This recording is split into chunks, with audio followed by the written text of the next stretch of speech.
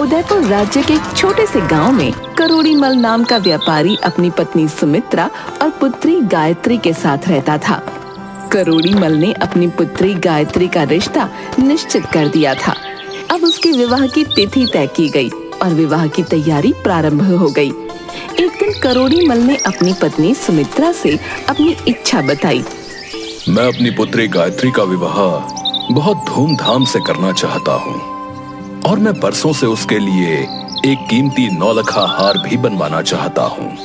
ये तो बड़ी अच्छी बात है, मगर आप नौलखा हार बनवाएंगे किससे? मुन्नी लाल सुनार से। उसके जैसा बारीक काम कोई और सुनार नहीं कर पाएगा।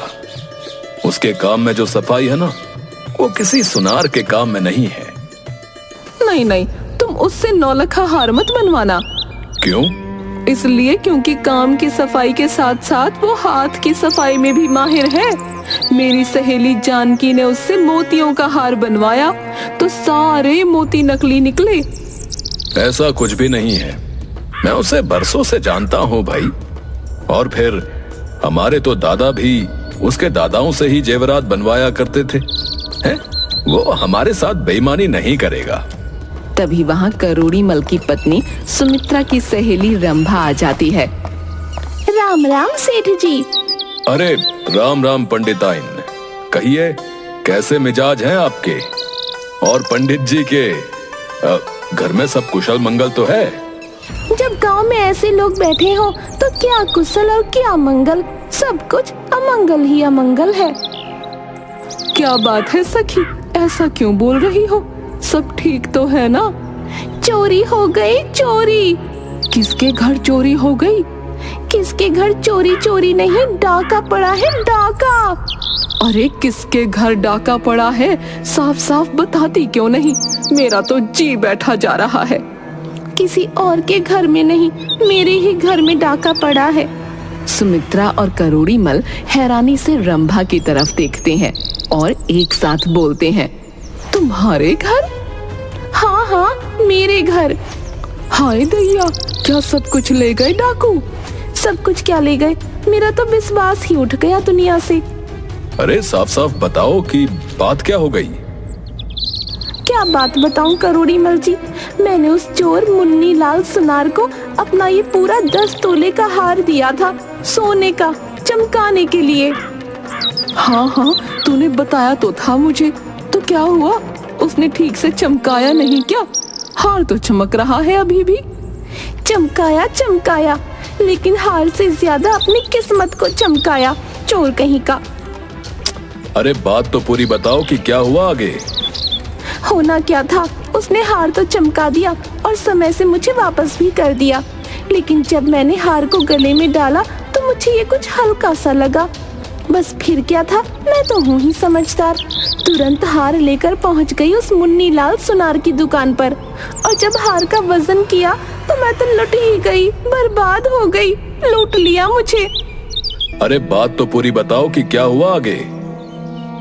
होना क्या था, उसने मेरे 10 तोले के हार का 8 तोले बनाकर वापस किया। न एक कम न एक ज्यादा, पूरे 2 तोले का सोना गायब कर दिया। सुन लिया आपने अपने कानों से? मैं यही तो समझा रही थी कि वो एक नंबर का चोर है। काम के साथ साथ हाथ की सफाई भी बड़ी अच्छी करता है। अब अपने कानों से सुन लिया ना, और आंखों से देख भी लिया, तो हुआ ना आपको विश्वास? लेकिन आपने मुन्नी लाल सुनार को पूछा नहीं कि हार में से 2 तोला सोना कहाँ गया?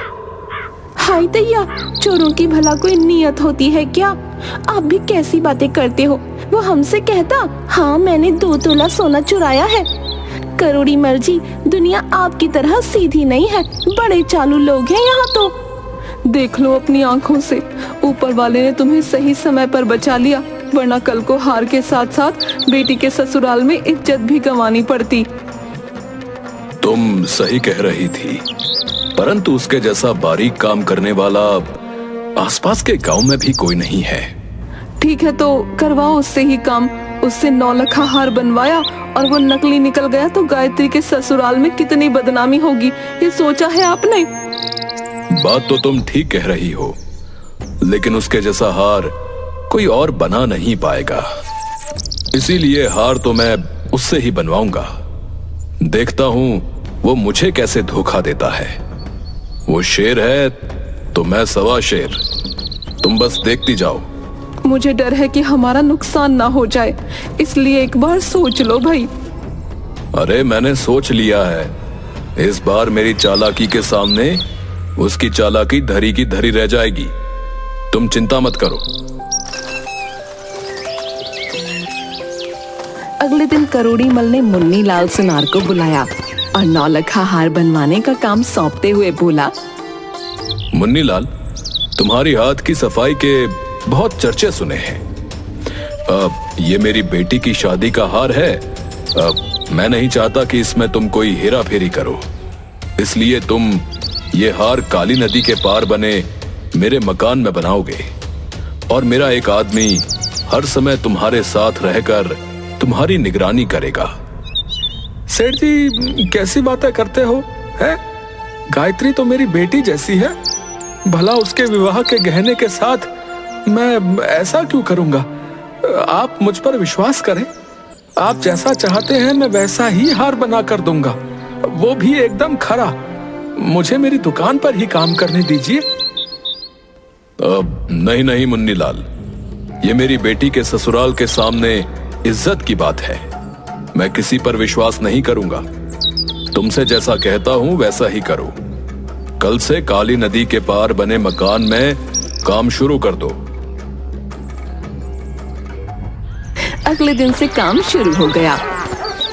मुन्नी लाल और सेठ जी का नौकर मुरली नाव में बैठकर काली नदी के पार सेठ जी के मकान में जाते हैं।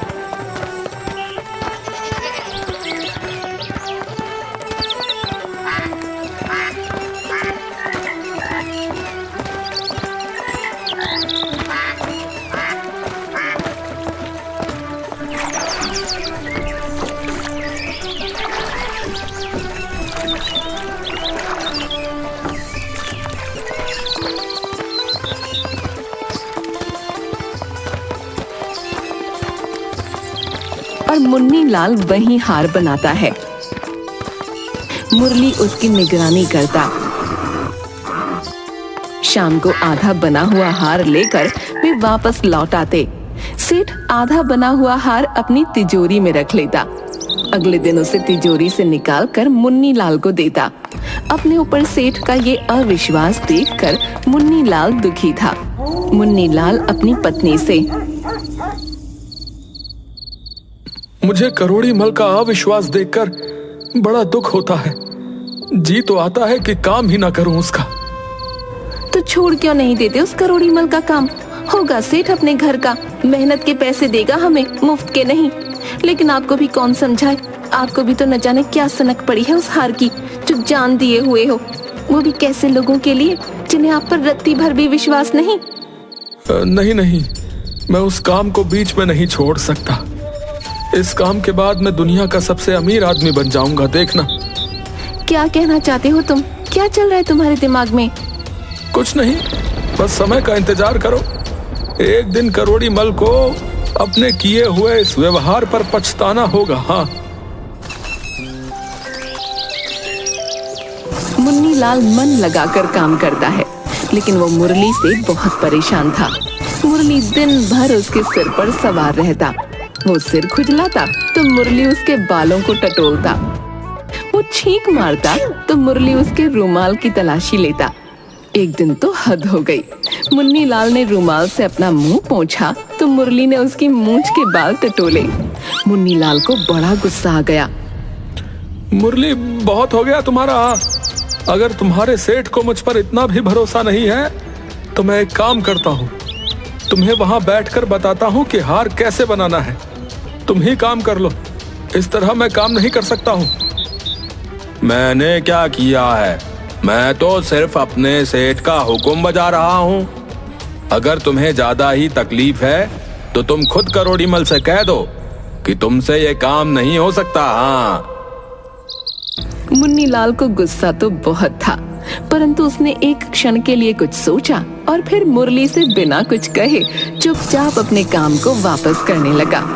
शाम को घर जाकर उसने पत्नी को सारी बात बताई। मुझे समझ नहीं आता कि तुम क्यों इस तरह की जिल्लत बर्दाश्त करते हो।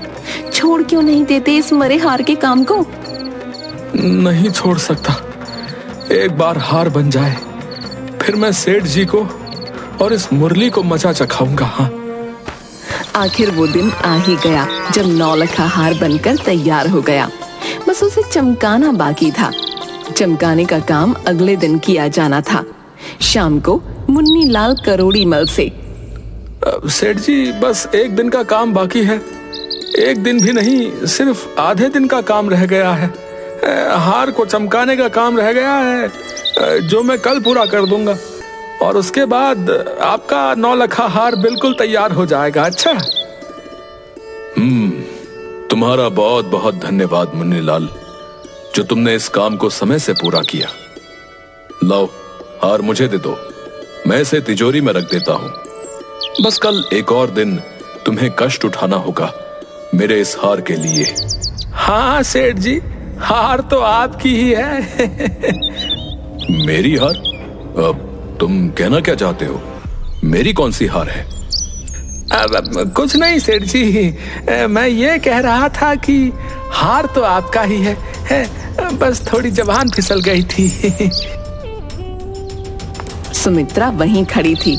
मुन्नी लाल के जाते ही सुमित्रा बोली, मुझे तो इस मुन्नी लाल सुनार की नीयत कुछ ठीक नहीं लगती है। अब तुम कहना क्या चाहती हो? देखा नहीं कैसे मुस्कुराकर बोल रहा था, हार तो आपका ही है। अरे तुम भी कुछ भी सोचती हो। उसने बाद में कहा तो कि जबान फिसल गई थी।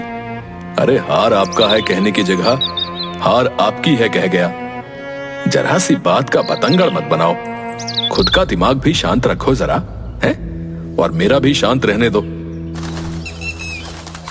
अगले दिन मुन्नी लाल मुरली के साथ काली नदी पार सेठ के मकान में पहुंचा। उसने हार चमकाने का काम शुरू किया और दोपहर तक हार पूरी तरह से तैयार हो गया।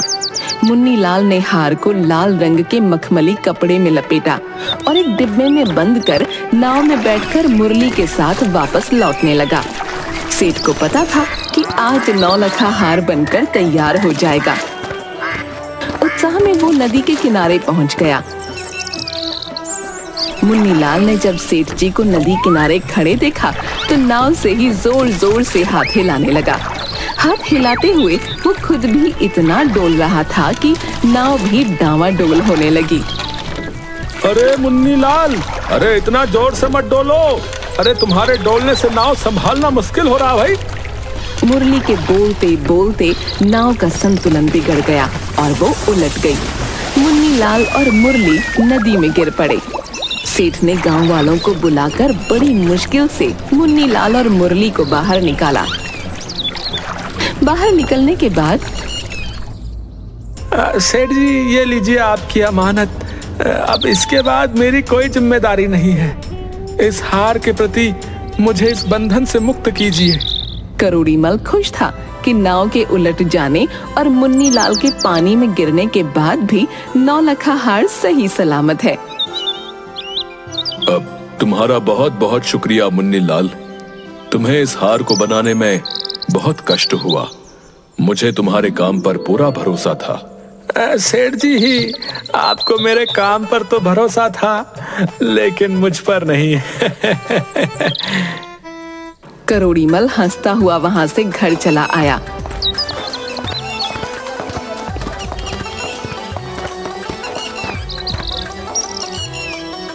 सेठानी हार देखकर खुश तो हुई पर उससे कहीं ज्यादा अपने पति की चतुरता पर। गांव भर के लोगों ने सेठ की खूब प्रशंसा की कि चालाकी में सेठ मुन्नी लाल से 20 है। दिन गुजरे और वो दिन भी आ गया जब गायत्री का विवाह था। सुमित्रा ने नौलखा हार का डिब्बा खोला तो दंग रह गई।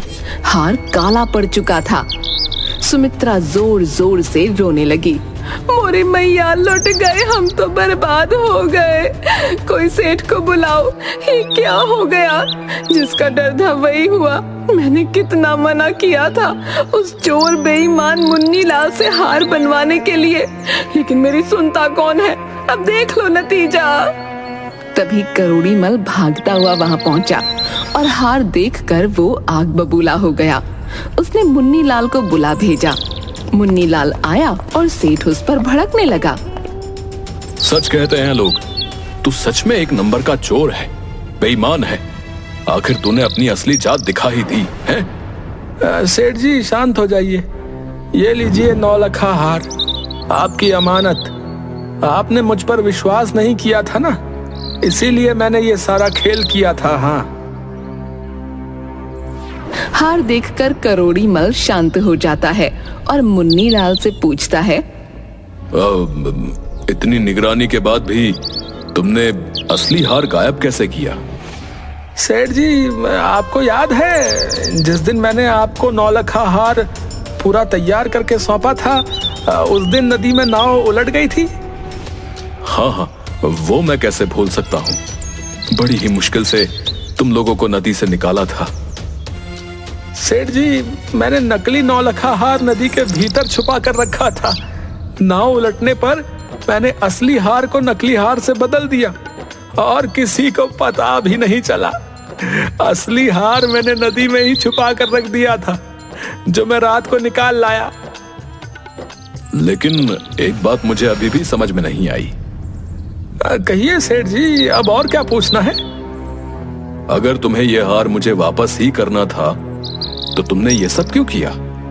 सेठ जी, माना कि हम सुनार जात से बदनाम हैं, कि हम किसी के सगे नहीं होते, लेकिन मैंने गायत्री बेटी को हमेशा अपनी बेटी ही माना है। जितना शौक आपको उसके ब्याह के लिए था ना, उतना ही मुझे भी था। आपकी ममता और मेरी ममता में सिर्फ फर्क इतना सा था कि आपने उसे जन्म दिया और आप उसका कन्यादान कर सकते हैं। मैंने ना तो उसे जन्म दिया और ना ही उसका कन्यादान कर सकता हूं। परंतु जैसे ही आपने मुझे गायत्री बिटिया के लिए 9 लखा हार बनाने की जिम्मेदारी दी, उसी क्षण मैंने ये सोच लिया था कि मैं अपनी बिटिया के लिए दुनिया का सबसे खूबसूरत हार बनाऊंगा, और वो भी पूरी ईमानदारी के साथ। लेकिन आपका अविश्वास बार बार मुझे नीचा दिखा रहा था। मैंने ये सब सिर्फ आपको ये बताने के लिए ही किया कि मैं गलत नहीं हूं। मुझे माफ कर दो मुन्नी लाल, मुझसे बहुत बड़ी गलती हो गई। परंतु अभी भी मेरे मन में एक संशय है। कहिए सेठ जी, आज अपने मन के सारे संशय दूर कर लीजिए। तुमने गांव के बाकी लोगों के जेवरों को बनाने और साफ करने में उनके साथ बेईमानी क्यों की? जी, मैं रोज भगवान के आगे जाता हूँ और एक ही प्रार्थना करता हूँ कि मुझे अगले जन्म में सुनार का जन्म मत देना, क्योंकि मैं कितनी भी ईमानदारी कर लूं, लोगों के मन से ये भाव नहीं मिटा सकता कि मैंने अपना काम पूरी ईमानदारी के साथ किया है। करोड़ी मल को अपने किए व्यवहार पर पछतावा था। उन्होंने अपनी बेटी गायत्री का कन्यादान करते वक्त अपने और सेठानी के साथ साथ मुन्नी लाल और उसकी पत्नी को भी बिठाया और उन चारों ने मिलकर गायत्री का कन्यादान किया। मुन्नी लाल अपनी पत्नी से बोले, देखा, मैंने तुमसे कहा था ना, इस काम के बाद मैं दुनिया का सबसे अमीर आदमी बन जाऊंगा। हमने खुद की औलाद को जन्म नहीं दिया, फिर भी आज हम माता पिता बन गए। सही कहा था आपने, आज हम दुनिया के सबसे अमीर इंसान हैं।